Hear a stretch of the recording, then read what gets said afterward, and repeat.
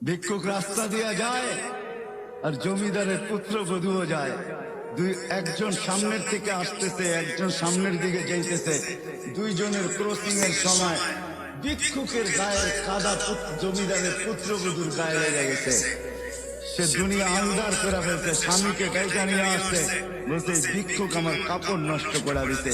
সে শুধু ভিক্ষুক ছিল না, বৃদ্ধ ছিল।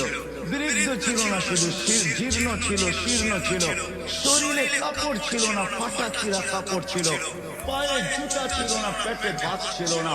জমিদারের পুত্র সইতে পারে না, যৌবনী শক্তি সয় কি করে তার স্ত্রীর গায়ে ভিক্ষুকের কাদা।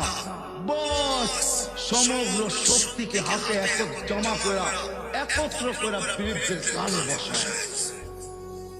বৃদ্ধ কিচ্ছু বলে নাই, শুধু উপরের দিকে তাকায় দুটা শব্দ উচ্চারণ করতেন।